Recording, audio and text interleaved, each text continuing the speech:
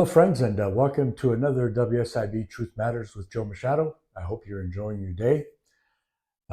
Today, I'm going to cover a topic that I've been asked quite often over the years, and that is what happens to my claim when I turn 65? Does it get closed? Is it over? And I mean, very important question. And I thought I would put a video together that explains exactly what happens.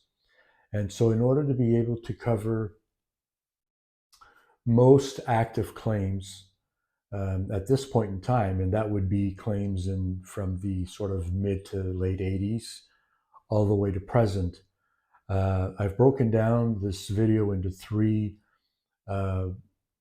legislative changes that really had an impact on the structure of benefits. So I'm going to cover claims before 1990, so probably around 1985 to 1990. I'm also going to cover the legislation, Bill 162, that came into effect on January 1st, 1990, and was in place until December 31st, 1997. That's Bill 162, and then claims that are from January 1st, 1998 to present, and that's Bill 99. And so the structure of benefits changed in those periods. And so I want to make sure that I give you the correct information. So if you're watching this video, you'll know if you were injured before 1990, what happens to your claim at 65, and so on. So before 1990, there were a structure of benefits that involved supplements, total temporary disability, permanent disability, and so on.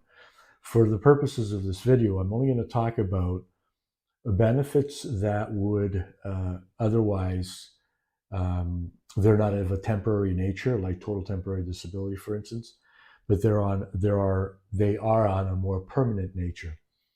So before 1990, if you had a claim and your injury became a permanent impairment, injury or illness, the WSIB would assess you for a permanent disability award, also referred to as a pension. And that permanent disability award was a percentage of what your earnings were at the time. So if you earned $1,000 a month and they awarded a 10% pension, your monthly pension would be $100 per month. So basically, that pension goes on for life. So I was injured on February 20th, 1986, and I have a pension. I was assessed for a pension back then, and I will continue to receive that pension until I die. The other form of benefit for pre-1990 claims that goes until the age 65, with the possibility to go beyond that, is a Section 147(4) supplement, also referred to as a wage loss supplement or an older worker supplement.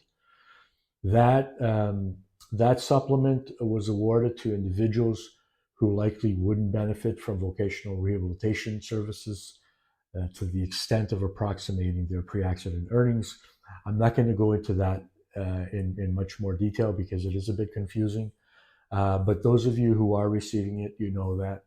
And that will go on until the age 65. However, if you're able to demonstrate that you don't qualify for old age security, then the Section 147(4) supplement will go on until you die, along with your pension. And the other benefit that goes on beyond 65 is the Bill 165 award. That was introduced back in January of 1995. I think the WSIB was in one of those generous moods. No, that's not the case. But anyway, that $200 per month gets tacked on to your pension and your supplement, and that goes on until the day you die. If your supplement stops at 65 because you're able to collect old age security, that $200 and your pension continue until you die.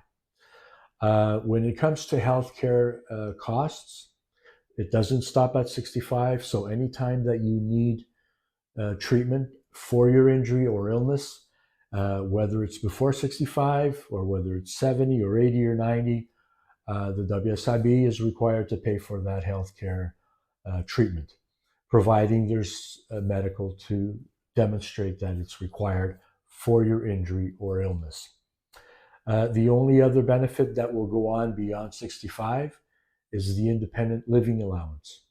And the independent living allowance is paid to individuals who have had a catastrophic injury and have been assessed at 100% permanent disability.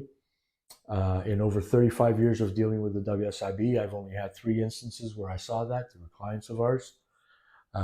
One gentleman in particular fell off a scaffolding in construction and became a quadriplegic.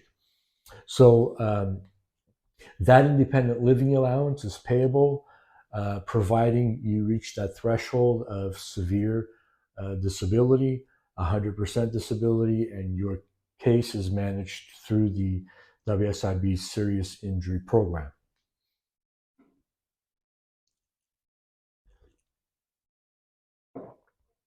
The Serious Injury Program has a humongous budget to provide services and assistance for individuals who meet the criteria to be in that program.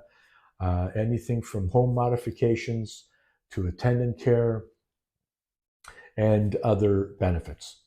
Now, moving on to Bill 162 claims. So injuries from January 1st, 1990 to December 31st, 1997. That's when the dual award system came into place, the non-economic loss and future economic loss. So in that, within that framework of that legislation, a future economic loss is a benefit that would compensate you for loss of earnings. You can be eligible for 100% future economic loss if you've not been able to return to work at all since your injury due to the effects of the injury. That's difficult to get. We got that for quite a number of clients, and we do have a system to help reach that level, providing you meet that criteria. You can also receive a future economic loss, a reduced or partial future economic loss, which is basically the difference between what you earned when you were injured and what you're able to earn after labor market reentry services. And this is where the WSIB kind of started with their deeming system. I'm not going to get into that. I have a whole video on deeming, but that's where a partial future economic loss award would have been payable. That benefit is reviewed twice after the initial determination, which is referred to as the D1. The R1 is the first review of that determination, which is 2 years after the determination took place. And then the R2 review and the final review is 3 years after that. So theoretically, 5 years after your injury, actually 6 years after your injury, because there's 1 year where they pay total temporary disability benefits while you're receiving treatment and that sort of thing. So, and while they're determined whether there's a permanent impairment in the claim.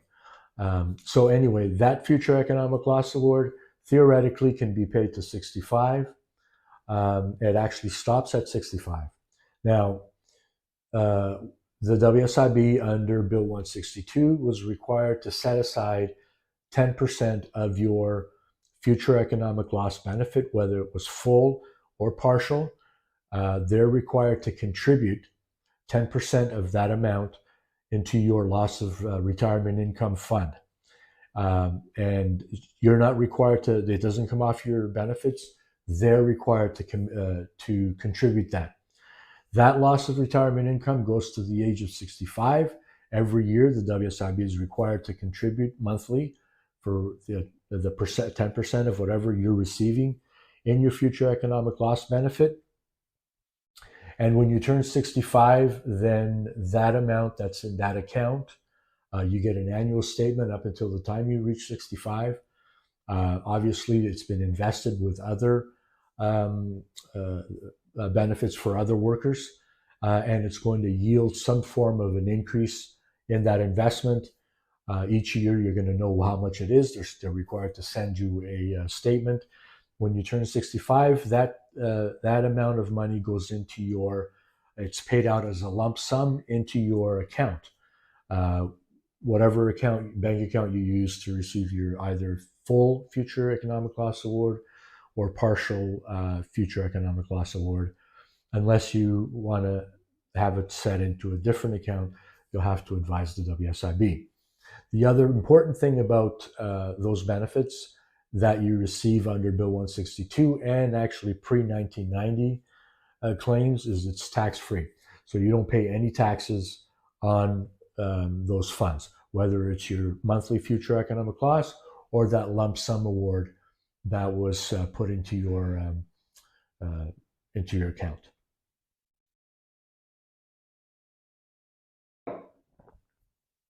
Other benefits that go beyond the age of 65 for Bill 162 claims are the independent living allowance. So if you meet that criteria, under Bill 162, you need to have be assessed at a 60% non-economic loss award, which basically demonstrates a high level of impairment. That's the threshold for your claim to be referred to the serious injury program. And that's when you become entitled to receive that independent living allowance. The independent living allowance, I believe at this point, is probably around $3,900, maybe a little bit more than that, per year. And you receive that in January of each year. It's paid in full. You receive that payment. You can do whatever you want with it. You don't have to provide any receipts or let the WSIB know what you're doing with that money. You just get it automatically. If you need healthcare treatment after you turn 65, the WSIB is required to continue to pay for healthcare treatment that's required as a result of your injury or illness. And it doesn't matter if it's when you're 70 or 80 or 90. If you require healthcare treatment, there's medical to demonstrate that you require that treatment for your injury or illness. The WSIB is required to pay. Now, moving on to Bill 99. So that's injuries before, January 1st, 1998 to present. This is where the WSIB got incredibly creative in trying to screw you out of more money. So basically what they did was they reduced the amount of compensation they're going to pay for loss of earnings or income replacement. Under Bill 162, you would be entitled to receive 90% of your net average earnings as your income replacement funds. The WSIB, through Bill 99 and with the inception of the Workplace Safety and Insurance Act, reduced that to 85%. Why? I don't know. In God's green earth, I can't explain it. But these people, they just do shit to screw over injured workers and nickel and dime you to death. I guess it's to put that money aside for the fat cats upstairs that are conspiring to screw you or pay bonuses or whatever. But that's what happened, my friends. The other area where you got screwed is the WSIB under Bill 99 pays loss of earnings benefits. And those loss of earnings benefits can be paid to age 65. They're reviewed annually until you reach the 72nd review. At that point, it's locked in. They can reopen it if under a certain criteria. I did cover this in the video previously. So if this applies to you, I recommend that you watch that video. But anyway, that benefit can be paid as a full loss of earnings benefit or a partial loss of earnings benefit. As I was saying, the difference between Bill 162 and Bill 99 is that they're only going to pay you 85% of your net average earnings, as opposed to the 90% that they were paying under Bill 162. So yet again, they decided to screw you over and take an additional 5% off of what you would otherwise or should be entitled to receive. But that's just it, my friends. This is what they do. They conspire to come up with ways to cheat you out of money. In my humble opinion, and based on over 30 years of dealing with these assholes and knowing exactly what they're up to every single step of the way, it's sickening. It's actually nauseating. But it is what it is. That's what we have to contend with, and hopefully that will change with some of the things that I'm doing, along with other advocates and other groups, to try and get some justice for injured workers. So getting back on track here, the WSIB is required to contribute 5% as opposed to the 10 under the Bill 162 into your retirement or loss of retirement income fund, and you're given the option to contribute the additional 5%. Some of you have obviously done it, others haven't, and I understand because the budget's already stretched, and they made it that way.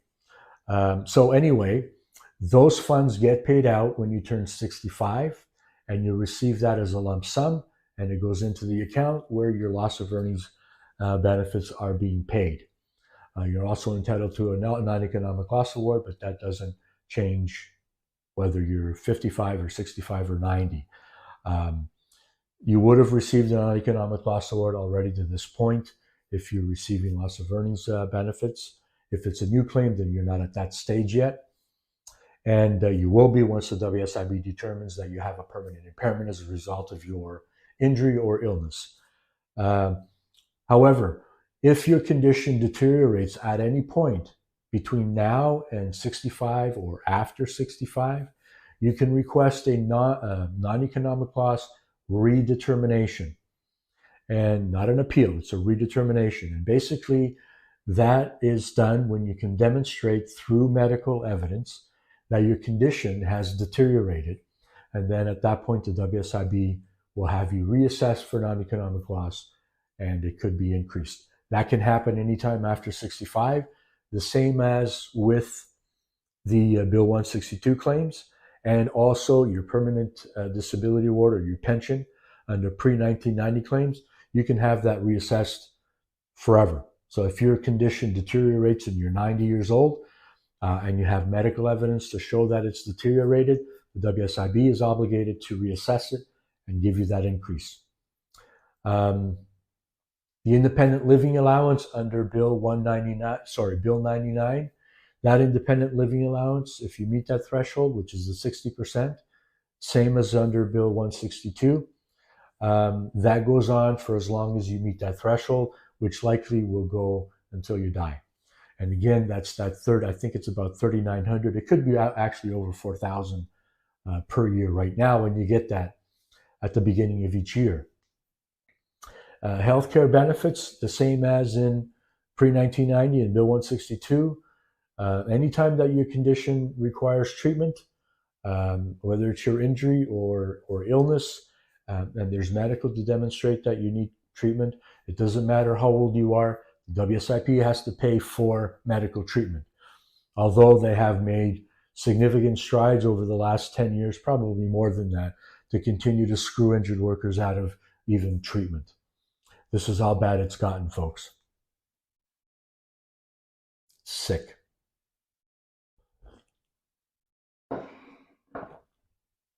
But change is coming. Change is coming. And all of these assholes who thought that they could have power over your lives and do and manipulate and scheme to continue to screw you over, maybe one day their reign of terror will end and they can go and find a job and try to screw somebody else that way.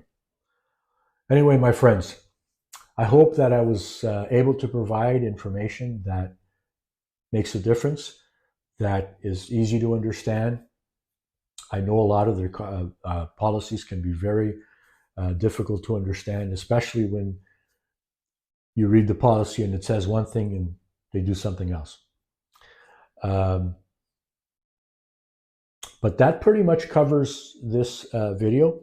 If you have any questions at all, about any aspect of this video, or if you need some clarification, by all means, send me an email, joemachado@wsibsettlements.com. I'm going to put it up on the screen here, and just give me your particulars, and I'll get back to you with the information so that you understand exactly where you stand with these people. Other than that, my friends, I really appreciate. It's an honor to be able to do this video to help you in your WSIB claim, to try and get justice and understand where you stand. Unfortunately, as things are today, every last bit of income can help, but it doesn't make a difference with these people. Hopefully, change will come soon. So, having said all of that, if you're new to the channel, I welcome you. I hope that this video was helpful. If you're not a subscriber, I invite you to become a subscriber. It's free, and just click the subscriber button and the notification bell, and you get notified every time I come out with a new video. I've been dealing with the WSIB on a personal level as an injured worker, and also as injured worker advocate. I built a pretty large company with various paralegals in my firm, and we dealt with the WSIB and Workplace Safety and Insurance Appeals Tribunal exclusively, settled hundreds of millions of dollars in settlements for our clients in arrears benefits and future benefits. And I decided to start this channel so that I can reach every single injured worker in this province.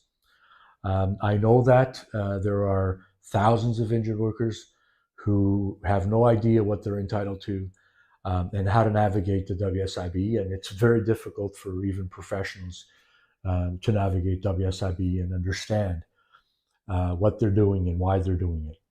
And so my commitment is to continue to do these videos. And I've got over 30 years of experience to put out in videos. I'm at well over 100 right now. I know that they hate me and they absolutely loathe me for putting out this kind of information. But as I said before, I don't really give a rat's ass what they think. The bottom line is I'm on a mission, and they're not going to stop me. And I hope that I can help you. All of the information I provide in this channel is free. Nobody's going to be looking for money. It doesn't cost you anything. I do have a company I set up, which is WSIBsettlements.com. I developed a bunch of tools that worked for my firm over the years. We have members that are using those tools. It's made a big difference for them to manage their claims. We provide a lot of support. And so if you need assistance with your claim, by all means, visit WSIBsettlements.com and see if there's something there that can help you.